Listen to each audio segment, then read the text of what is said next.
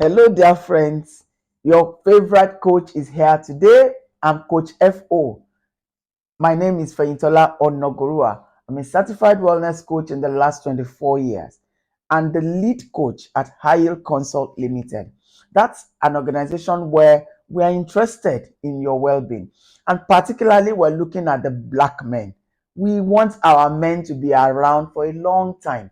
You labor so much, you're subjected to so much stress, from the family to the religious organizations to the social expectations. We're putting so much pressure on our men, and especially the black man. He wants to remain the man, and so with the stress comes a lot of issues. So subscribe to this channel. You will learn how to remain a man, how to be available to eat the fruit of your labor. Wherever you are in the world, you can be healthy, so that no matter the stress that comes, we equip you, we help you to build the capacity to be a man and to live long. So welcome to today's video. We will be talking about hypertension, high blood pressure. What exactly is hypertension? From research now, we're told that more men are subject to high blood pressure, and today it's getting worse. The data is getting very bad. We're having young men in their 20s having high blood pressure. It was not so when we were growing up. So what has changed? We will be looking at all of that. How do you prevent, how do you manage, and then how do you avoid complications? That is what we do at Higher Consult Limited. Hypertension is the increase of arterial blood pressure in the body. Ideally, our blood pressure is either 110/70 or 120/80. So when it goes higher than that, of course, as we grow older, it goes higher than that. And when that happens, it comes with a lot of stress on the body. So that's a very simple definition. When you measure your blood pressure, please always take note to write it down. When we say 120/80, the one on top is called the systolic, the one beneath is called the diastolic. But as we grow, it increases. It can become as bad as people having over 200/120, 130. That is a bad situation. So it's important that you check your blood pressure regularly, not out of anxiety, just to know. Early diagnosis is good.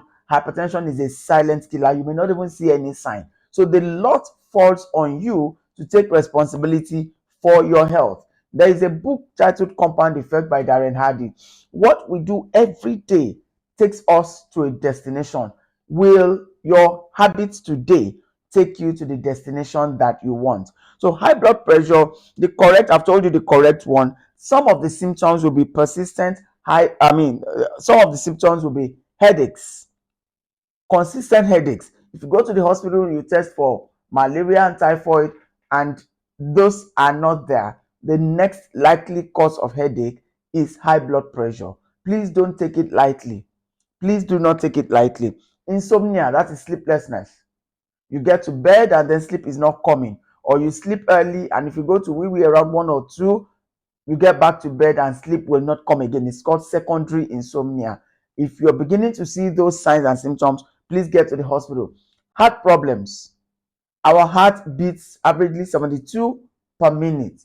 When it slows down or it gets faster, is a sign that something is wrong. This blood must be pumped through the arteries to every part of the body, and then the veins bring back the blood that is dirty back. So this system happens like that every second. So you can imagine what happens when there is problem with the heart. It results into kidney problems. In fact, hypertension and kidney issues are like brothers. They move hand in hand. One affects the other.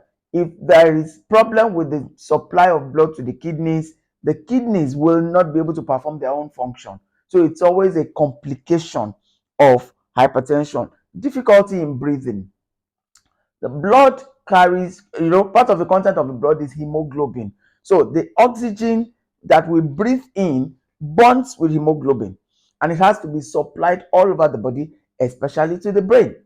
So with that, there will be breathing problem, because we will not be able to breathe deeply when there is inadequate blood supply what the body needs is not being made available. Noise in the air is called tinnitus. It will sound as if train is passing. If you're feeling like that, come out on time. Cloudy sight. With high blood pressure, there's also a fluid in the eyes. And when there's high blood pressure, it can affect the pressure at which the eye also, pumps its own fluid. There's cloudy sight. There's frequent hemorrhages in the nose and eyes. In the nose, we have these tiny capillaries. The blood vessels very tiny. With high blood pressure, it means that the pressure at which blood is landing in the nose is high. These tiny capillaries can burst. So that's why there can be bleeding. So if you see any of these signs and symptoms, please get medical attention as fast as possible. May exist without symptoms. And that's why once you are in your 25 and going to 30 and above, please check your blood pressure regularly. Because that's why it's called the silent killer.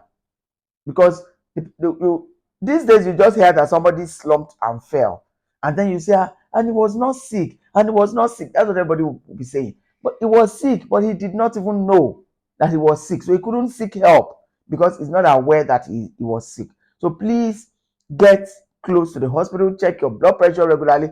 Don't just buy this sphygmomanometer. Don't just say, I've checked it at home. Please make your hospital visits as constant as possible.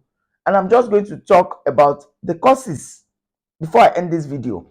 The causes can be both in two different ways. We have the psychological and we have the physiological.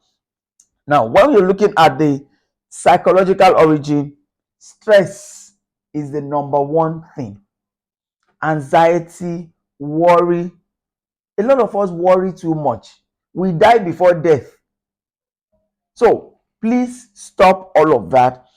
This provokes an increase in pressure when there is stress. Yesterday I had a talk on stress.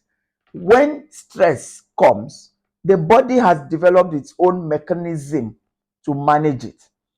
The body does about 10 different things under 1 minute to prepare to handle stress. Stress is what happens to you if you're standing in front of your house and somebody is coming from afar with a cutlass. And in that instant, your body get ready to either for flight or for fight. For flight or for fight. Meaning you may decide to, okay, I'm going to stand and fight, or I'm going to run away. So in that instance, every organ in your body helps that decision. So blood is pumped, energy is released, everything happens so that you can respond to stress. It's supposed to be natural, but when it happens consistently, then you're stretching all the organs in the body, and that can result in high blood pressure. So somebody is diagnosed to have high blood pressure when the blood pressure is consistently high. The diagnosis does not happen at once or twice. It will be 2-3 times before the doctor will arrive at that decision that, oh, there's high blood pressure here. So that's the psychological. You have to avoid anxiety, avoid worries, be in control of your emotions. The physical origin can be either arteriosclerosis or atherosclerosis. And when we say arterial, means that there's deposition of cholesterol in the blood vessels. Now, if you look at the inner part of your wrist, you will see your blood vessels tiny under the skin. Now, 10-liter volume of blood must pass through these blood vessels. They are tiny. But when you begin to deposit cholesterol on the inside, you're reducing the lumen, the space through which blood should flow, meaning that the heart will need to pump at a higher pressure. That's one. Secondly, the atherosclerosis is the thickening of the walls of the blood vessels. As we grow, the thickening happens, which also results in the reduction of the lumen of the blood vessel, which also means that the heart has to pump at a higher pressure to get pump flowing in your body. So the two can basically be the physical causes. Yes, hereditary. Many of us believe that if my father or my mother had it, I will also have it. Yes, the reason is simple. The lifestyle that they lived that gave them high blood pressure is the same lifestyle that I'm living. I was brought up with the same lifestyle. I continue the same lifestyle. It will end up in the same result. So all you need to do is change your lifestyle. Who will you like to be at 60? An asset or a liability? So we're going to be talking more on how to prevent high blood pressure. And if you already have it, how can you manage it? So look out for my next video. We will continue to talk about the causes and then recommend suggested management, especially holistic ways to prevent high blood pressure and to manage it if you already have it. I'll see you in my next video. Bye bye and God bless.